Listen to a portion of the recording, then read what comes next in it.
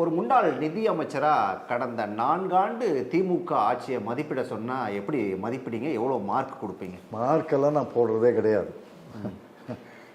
Mark எந்த பேட்டியிலையும் நான் mark போட்டது கிடையாது. ஆனால் இந்தியாவுடைய மாநிலங்களில் வளர்ச்சியில், பொருளாதார வளர்ச்சியில் முதல் மாநிலமாக தமிழ்நாடு இருக்கிறது என்பதை நீத்தி ஆயோக், மத்திய அரசே ஒப்புக்கொண்டு அவர்களுடைய அதிகாரபூர்வமான புள்ளி விவரங்கள் இந்தியாவிலேயே தமிழ்நாடு முதல் இடத்துல இருக்குது. கணிசமான வளர்ச்சி, ஏதோ 7.5 7.8 அந்த வளர்ச்சி.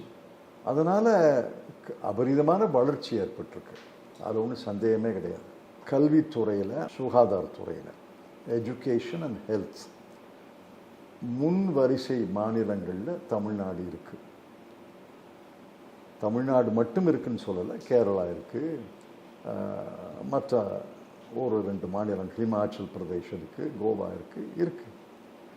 பாரதிய ஜனதா கட்சி ஆளுகின்ற மாநிலங்கள் இருக்குது, அல்லாத கட்சிகள் ஆடுகின்ற மாநிலமும் இருக்குது. அதில் தமிழ்நாடு ஒன்று என்று எனக்கு பெருமை. 3வது, தொழில்துறையில் கடந்த 2-3 ஆண்டுகளாக முதலமைச்சர் எடுத்த முடிவுகள், அதனுடைய பயன் தெரியுது. பெரிய தொழில் துறை வளர்ச்சி ஏற்பட்டு கொண்டு இருக்கிறது, ஏற்படும். இன்னொன்று